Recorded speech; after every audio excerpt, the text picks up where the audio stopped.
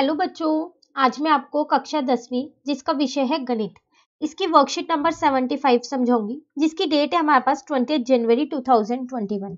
आज की वर्कशीट में भी हम अपने प्रश्न पत्र को ही समझेंगे। ठीक है, लास्ट वाली वर्कशीट में हमने भाग ए समझ लिया था, आज हम भाग बी समझने वाले हैं। ठीक है, देखो भाग बी में ना 3 तरीके के क्वेश्चंस आएंगे, एक 2 नंबर वाले आएंगे, एक 3 नंबर वाले आएंगे और एक 5 नंबर वाले आएंगे। ठीक है ना, 2 नंबर वाले क्वेश्चन आपके पास कुल 6 आएंगे और आपको 6 के 6 क्वेश्चन करने हैं। किसी किसी में इंटरनल चॉइस आपको जरूर मिल जाएगी, जैसे ऊपर एक क्वेश्चन लिखा होगा अथवा लिख के नीचे एक क्वेश्चन लिखा होगा, तो इन दोनों में से कोई एक करना होगा। ठीक है, करने आपको 6 के 6 ही है। ठीक है, उसी तरीके से 3 नंबर के आपके पास 7 क्वेश्चन आएंगे, तो टोटल कुल अंक आपके पास कितने हो गए, यहाँ पर 21 हो गए। ठीक है, उसके बाद 5 नंबर के आपके पास सिर्फ 3 ही प्रश्न आएंगे। ठीक है, तो कुल अंक हो गए 15। इन सब में आपको एक एक या दो दो इंटरनल चॉइस मिलेगी।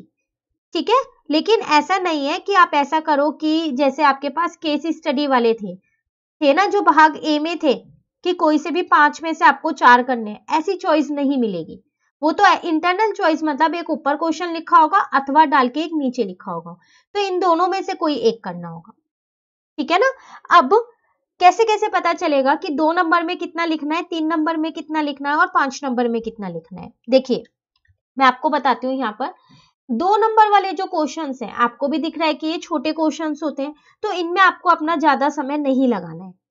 3 to 4 स्टेप में आपको 3 या 4 पदों में ही आपको अपना उत्तर देना है। ठीक है, अगर उससे ज्यादा हो जाए तो आप घबराइएगा मत कि ज्यादा हो गया है तो नंबर कट जाएंगे, ऐसा कुछ भी नहीं है।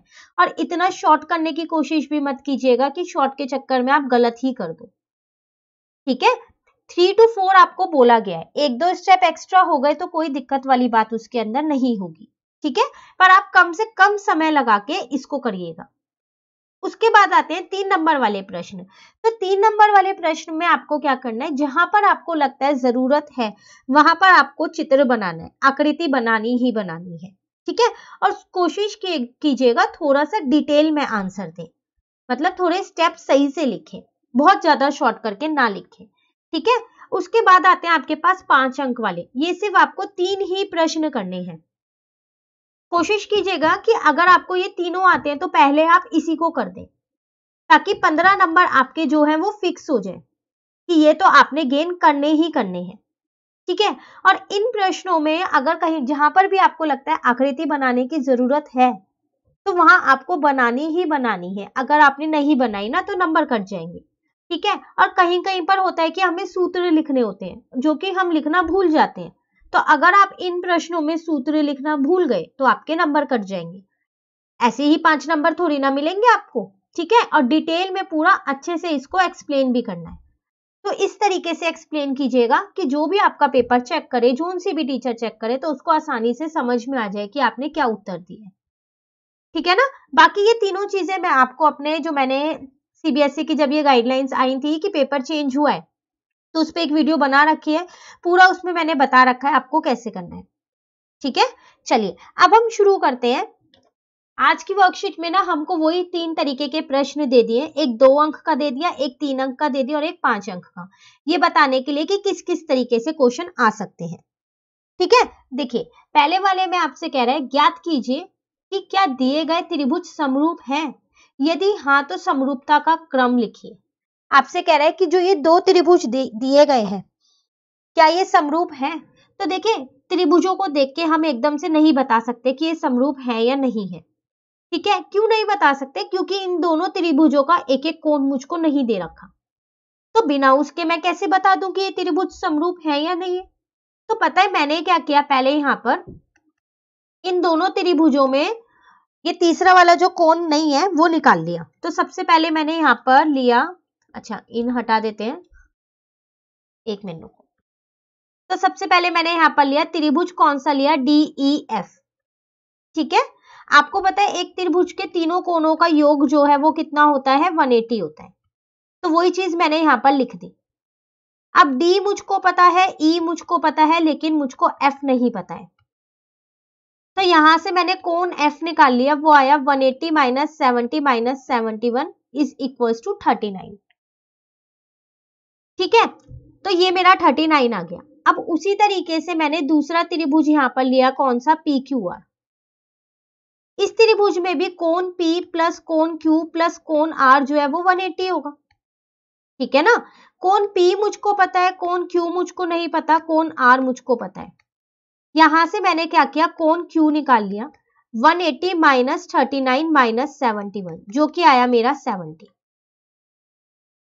तो अब आप देखो इन दोनों त्रिभुज के जो तीनों कोण है आपस में मिलते जुलते ही हैं।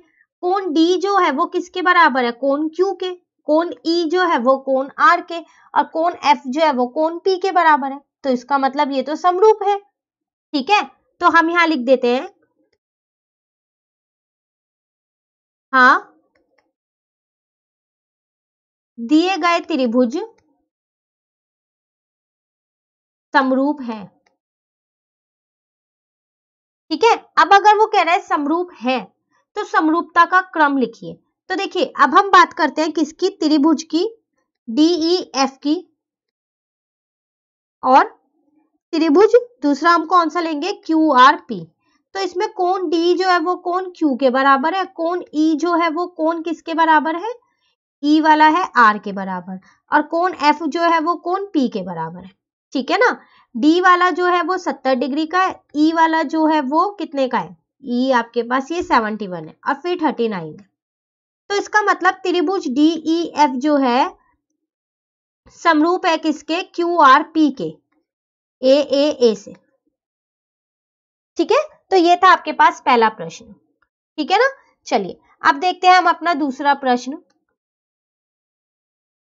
तो ये आपका चैप्टर नंबर 11 का है, कंस्ट्रक्शन जो आपके पास चैप्टर है, ठीक है, 3 अंक का। देखिए इस चैप्टर में से एक क्वेश्चन कंपलसरी आएगा ही आएगा, और कुछ नहीं है, बहुत ही आसान सा है। आपको एक रेखाखंड खींचनी है और उसको अनुपात दिया होगा, उस अनुपात में विभाजित करना है।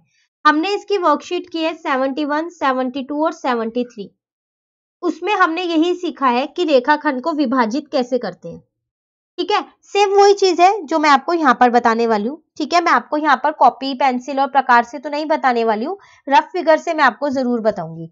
पर मैंने आपको 71, 72 दोनों में ही कॉपी और पेन और उससे पेंसिल और प्रकार से बताया है। तो आप वहां से इसको अच्छे से समझिएगा कि हमने इसको कैसे कंस्ट्रक्ट किया है, ठीक है। देखिए सबसे पहले आपको क्या करनी है, एक AB रेखाखंड खींचनी है, इसकी मदद से, स्केल की मदद से, ठीक है। उसके बाद आपको यहां पर एक एंगल बनाना है, एक्यूट एंगल, मतलब वो एंगल जो 90 डिग्री से कम हो, ठीक है। एक आपको यहां पर बनाना है, ठीक है। अब आप क्या करोगे, अपना प्रकार खोलोगे, कितनी भी त्रिज्या का खोल सकते हो, लेकिन एक चीज ध्यान रखिएगा, एक बार खोलने के बाद ना आप उसको बंद मत कीजिएगा, ठीक है। अब प्रकार का पॉइंट यहां पर रखना, एक आर्क यहां लगा देना। एक क्यों लगाया, क्योंकि 1:3 है, तो 1:, ये रहा। फिर प्रकार का पॉइंट यहाँ पर रखिएगा और यहाँ पर से 3 लगा दीजिएगा। ध्यान रखिएगा आपने प्रकार को बंद नहीं किया है, एक बार जितनी भी त्रिज्या का खोला है वो उतना ही खुला रहेगा, ठीक है। उसके बाद इस वाले बिंदु को इस वाले बिंदु से क्या करना, मिला देना। तो अगर आप इसे पेंसिल से, स्केल से और प्रकार से अच्छे से बनाओगे तो ये बहुत ही सुंदर सी आकृति बन जाएगी। और यहाँ पर नाम दे देना आप इसको C, ठीक है ना। अब उसके बाद आप क्या करना, AC को मापना, ठीक है, और BC को भी मापना। दोनों को मापने के बाद इन दोनों की क्या करना, अनुपात निकालना, ठीक है। अनुपात जब आप निकालोगे तो वो आपका 1:3 ही आना चाहिए, कटवट होके सब कुछ फाइनल आंसर 1:3 आना चाहिए। अगर 1:3 आ रहा है तो आपने ये सही किया है, और अगर 1:3 नहीं आ रहा तो इसका मतलब कहीं ना कहीं पर आपने जो ये प्रकार खोला था ना, इसको हिला दिया है, ठीक से नहीं बनाया। तो फिर दोबारा बनाने की एक बार कोशिश कीजिएगा, ठीक है। तो आप सब जने बनाइएगा जरूर, और मुझे बताइएगा भी कि कितने बच्चों का एकदम सही बना और उनका 1:3 ही आ रहा था, ठीक है। चलिए अब हम बात करते हैं अपने तीसरे प्रश्न की, जो 5 नंबर का है और बहुत ही इंपॉर्टेंट है।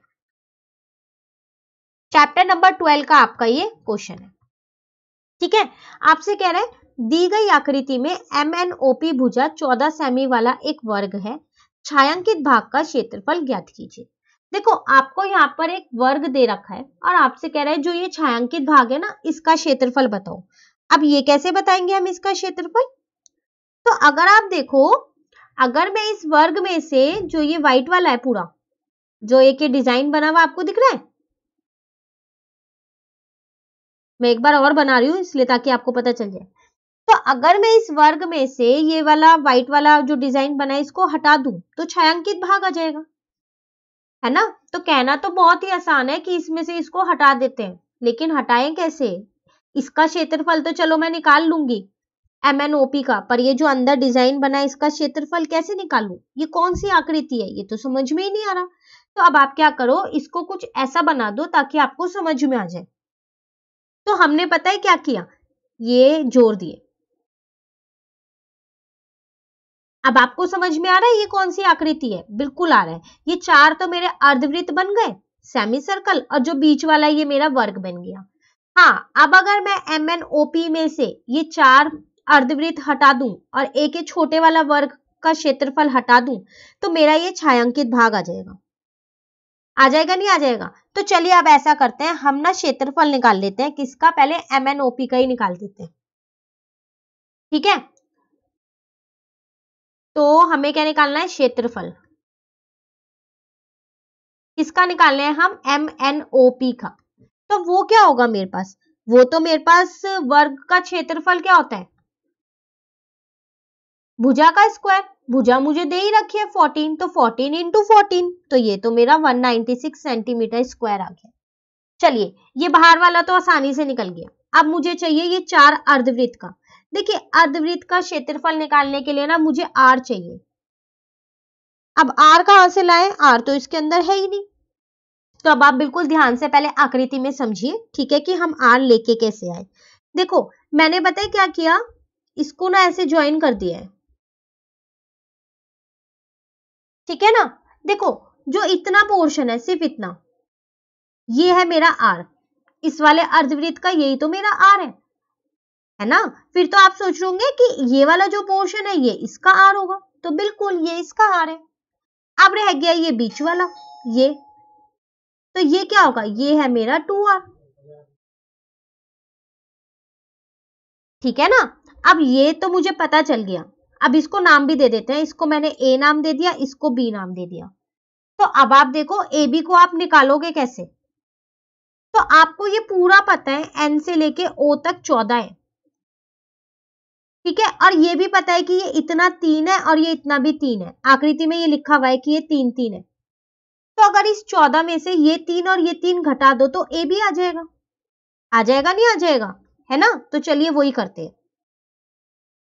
तो मैंने यहाँ पर ए बी लिखा, तो वो कैसे निकाला कि जो ये NO है ना, इसमें से 3 घटा दो और 3 घटा दो, तो ये 14 है, -3 तो मेरा यहाँ पर ये कितना आ गया? 8 आ गया। और जरूरी नहीं आप NO ही लिखो, आप MP भी लिख सकते हो, दोनों ही सेम चीज ही है, ठीक है। अब चलिए ए बी तो आ गया। अब ए बी एक्चुअल में है क्या चीज? एक R ये है, 2R ये है और एक ये वाला R है, यही तो मेरा ए बी है ना।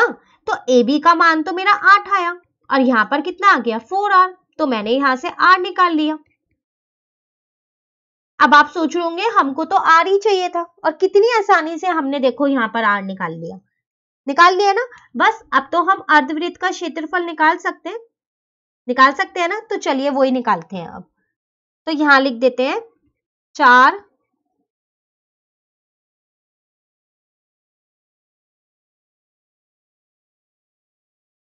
अर्धवृत्त का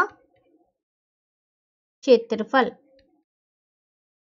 तो वैसे अगर हम देखें तो वृत्त का क्षेत्रफल होता है हमारे पास πr², लेकिन अर्धवृत्त है तो यहाँ पर 2 आ जाएगा, और 4 का निकालने तो यहाँ पर 4 आ जाएगा। तो 4, अच्छा ये इसको काट दें सीधा, यहाँ पर 2 आ गया, ठीक है। तो इसको हम 2 ही लिख देते हैं।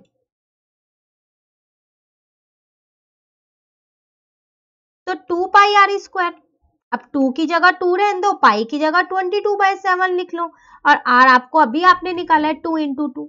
अब आप क्या करो, इन सबको इंटू कर दो 176 डिवाइडेड बाय 7, तो आपका आ जाएगा 25.14 सेंटीमीटर स्क्वायर।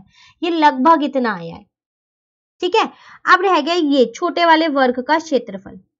सबसे पहली बात तो इसको नाम दे देते हैं कुछ, है ना। तो इसको मैंने W, X, Y और जेड नाम दे दिया।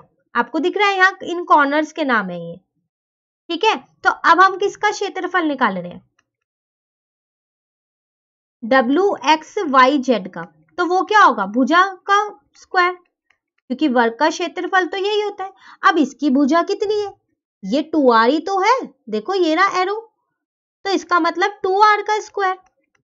तो r है कितना, 2 है, इसका मतलब इसका स्क्वायर, तो ये आ गया 4 का स्क्वायर, तो वो आ गया 16 सेंटीमीटर स्क्वायर, ठीक है। देखो तीनों चीज मिल गई, बस अब माइनस ही तो करना है, तो चलिए वही करते हैं, ठीक है ना। देखो तो अब हम क्या लिखते हैं, यहां पर लिखते हैं छायांकित भाग का क्षेत्रफल। तो वो कैसे निकलेगा, जो हमने क्षेत्रफल निकाला किसका, MNOP का, उसमें से हम माइनस करते हैं 4, किसका माइनस करेंगे, अर्धवृत्त का, ठीक है। अच्छा यहाँ पर अर्धवृत्त, इसको रुको मैं सही से लिख देती हूँ,